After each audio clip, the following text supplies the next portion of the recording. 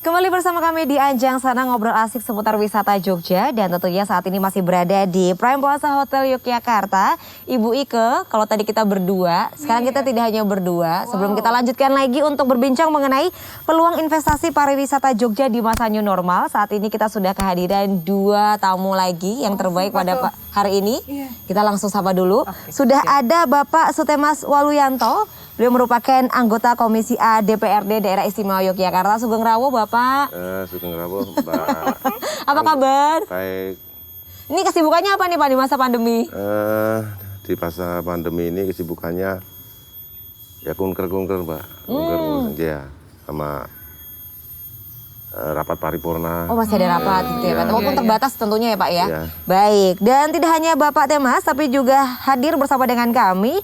Beliau merupakan Kepala Dinas Perizinan dan Penanaman Modal Daerah Istimewa Yogyakarta. Sudah ada Bapak Agus Priyono. Sugeng Rawo, Bapak. Sugeng Enjang, Sugeng Rawo. Apa kabar? Alhamdulillah baik. Ya, sehat ya, semangat ya. Semangat. Oke, baik. Terima kasih untuk para tamu yang sudah hadir hari ini tentunya. Dan kalau tadi bapak-bapak saya sudah ngobrol banyak bersama dengan Ibu Ike tentang bagaimana pariwisata yang ada di Yogyakarta selama new normal saat ini dan juga investasi-investasi ini bagaimana kalau dengan saat ini kita masih dilakukan pembatasan-pembatasan untuk beraktivitas begitu. Tapi kita langsung ke Bapak Temas. Bapak Temas, untuk saat ini kunjungan ini masih dilakukan ya Pak ya, walaupun di masa pandemi saat ini? Terus dilakukan, Mbak. Terus dilakukan. Misalkan besok hari Selasa itu kita ke Bali.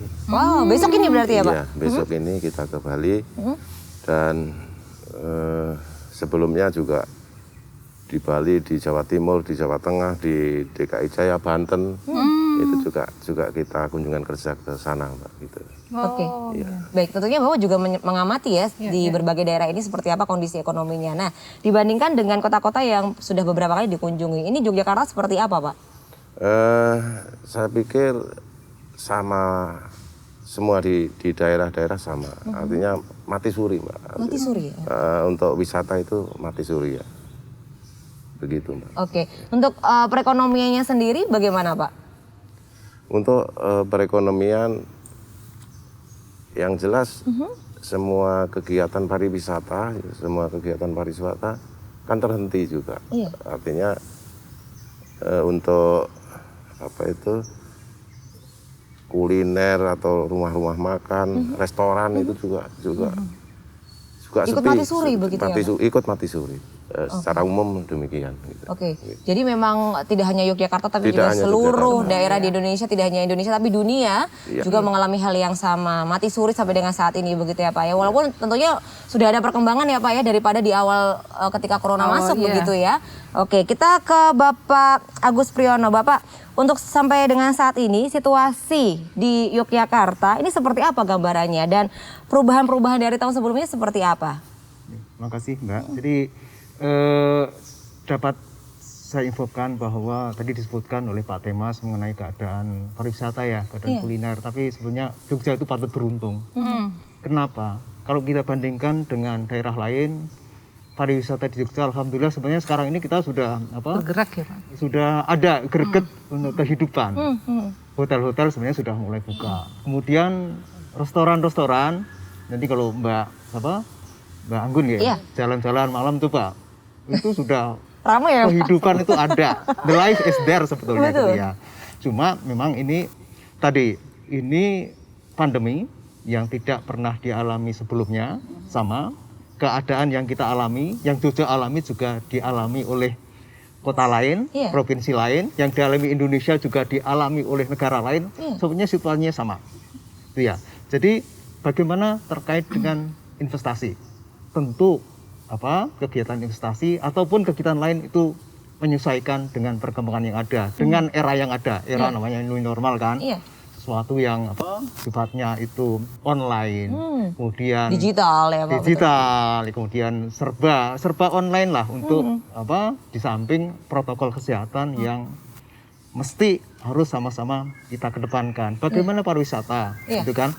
Sama. Kalau kita lihat sebetulnya kebutuhan pariwisata, tapi intinya gitu, tetap itu harus menjaga protokol kesehatan. Sebetulnya Jogja seperti itu ininya. Karena kalau kita lihat dari angka-angka investasi di tempat saya, itu sebenarnya realisasi investasi tetap yang paling tinggi adalah hotel dan restoran. Sampai dengan saat ini pun juga masih sama sektor ya, Pak? pendukung pariwisata kan. Jadi peluangnya sangat besar. Itu ya. Jadi intinya seperti itu, Mbak. Jadi peluang investasi di sektor pariwisata itu bagi Jogja itu tetap sangat besar. Jadi ditunjukkan angka realisasi investasi triwulan 1 2021 terbesar hampir 43% itu adalah sektor hotel dan restoran. Wow, masih cukup ya, tinggi untuk seluruh Jogja gitu ya. Itu kira-kira, Mbak. Oke, ini luar biasa ya. Ternyata walaupun dari masa pandemi saat ini, Yogyakarta ini patut bersyukur. Ternyata untuk recovery perekonomian ini cukup cepat begitu ya Pak ya, terlebih dengan pariwisata dan juga pendidikannya begitu. Nah, ini saya juga ingin menanyakan, tadi juga saya sudah sempat menanyakan dengan Ibu Ike begitu. Nah, untuk sampai dengan saat ini, investasi ini kan erat kaitannya dengan pembangunan dan juga untuk peluasan begitu. Nah, dengan adanya pembatasan-pembatasan yang diberlakukan oleh pemerintah, ini kegiatan investasi ini apakah terhambat atau tidak begitu Pak? Harus diakui, hampir semua sektor sebenarnya kalau bisa menghadapi mungkin tantangan ya, bukan ya kita melihatnya sebagai tantangan. Pasti itu menghadapi dengan keadaan yang baru. Tapi saya kira itu masalah transisi. Masa transisi itu membutuhkan waktu. Kedepan saya kira sesuatu yang baru akan menjadi sesuatu yang normal. Tetap pengaruh investasi tetap. Buktinya apa? Karena realisasi investasi tadi saya sebutkan. Meskipun itu sudah ada realisasi investasi, tapi dibanding tahun sebelumnya itu nilainya itu masih jauh. Tahun lalu berapa ini Pak sebelum ada corona? Tahun lalu triwulan 1 ya, kalau kita bandingkannya quarter per quarter ya, triwulan 1 2020 itu sekitar 807 miliar. Triwulan 1 2021 778 miliar. Ada penurunan baik. Ya, ada penurunan sekitar berapa tuh? 28 miliar gitu ya. Ya. Itu kira-kira Mbak ini ya. Ya walaupun terhambat tapi investasi tetap berjalan ya Pak ya. Coba kita ke Ibu Ike. Ibu Ike, untuk mendukung para investor ini agar tertarik untuk menanamkan modal atau dananya di Yogyakarta terlebih untuk pariwisata, ini sebenarnya pemerintah harus seperti apa sih? Tadi menarik ya yang disampaikan bahwa di sini ada sesuatu yang heritage gitu ya, ada pariwisata yang terbuka gitu ya, membuat orang kemudian bisa hadir atau datang tanpa was-was adanya ruang yang tertutup. Jadi kalau saya melihat banyak orang sekarang tertarik wellness tourism. Jadi yang sehat itu yang kayak gimana? Yang terbuka gitu kan. Dengan terbuka maka akan terhindar dari banyak kerumunan, ruang tertutup dan sebagainya. Nah, menurut saya ini baik juga oleh pemerintah untuk dilihat sebagai satu daya tarik, daya pikat untuk investor. Plus tadi sudah disampaikan bahwa yang tinggi tadi adalah di perhotelan. Ada MICE di situ ya yang memang sangat dicari oleh banyak pihak. Nah, maka ini bisa kawin ini gitu ya, bisa kawin. Kalau saya bilang ini bisa dikawinkan. Jadi saya sudah lihat beberapa hotel yang mencoba mengawinkan itu. MICE di sini, nginep di sini, tapi nanti bisa di sana, piknik ke sana, sudah mulai paket-paket itu sudah mulai ada. Dan saya lihat ini bagus sekali gitu ya. Ini mungkin barangkali perlu juga dikembangkan oleh pemerintah bahwa perlu ada sinergi dari beberapa area pariwisata, baik yang perhotelan, kuliner dan sebagainya itu sebagai satu jejaring. Jadi kayak dibikin ekosistem ya Pak ya, gitu ya, ada ekosistem. Saling menyambung ya. Kamu kan nginep di sini, nanti bisa makan di situ. Kamu juga dapat paket, jadi ada yang harganya satu harga itu sudah paket masuk di tempat tertentu. Bisa masuk sana, bisa masuk sini. Nah itu bagian yang membuat investor menjadi tertarik karena ada paket. Kalau orang beli kan sekarang sering gitu ya, di dua dapat satu gitu ya, dibundling gitu ya. Nah ini juga bisa dipakai di pariwisata dan ini sangat menarik. Saya melihat dengan adanya ini makin banyak orang tertarik. Sekarang orang suka sepedaan, sepedaan di luar nih gitu ya. Nah ada yang paketnya sama sepedaan ya Pak ya, ada ya hotel yang seperti itu. Bahkan ada bis yang sekarang sudah dikemas demikian rupa, separuhnya tempat duduk, separuhnya buat tempat sepeda. Ada mulai ada sampai seperti itu ya, sampai seperti itu. Jadi sepeda memang, itu tadi, fenomena sepeda. Jadi sebetulnya menurut saya intinya yang perlu kita garis bawahi adalah inovasi. Begitu kondisi berubah, ya jangan pakai yang lama, ngikutin dong yang baru gimana gitu, ngikutin yang baru kayak gimana. Jadi trennya seperti apa kita ikut. Bis tadinya dipakainya cuma separuh, kita pakai separuh lagi buat sepeda gitu. Wah ini luar biasa nih, harus ya. betul. Tapi yang jelas penting tadi itu. Jadi ini harus menjadi concern semua pihak. Betul. Travel pelaku ini, pengusaha travel, pelaku pariwisata dan masyarakat ini sama-sama, termasuk pemerintah ya. Harus sama-sama mempunyai visi yang sama. Kita pakai pentahelik ya Pak. Betul. Jadi konsep pentahelik harus saya kira itu ya penting dalam hal ini gitu. Syukur loh Jogja loh.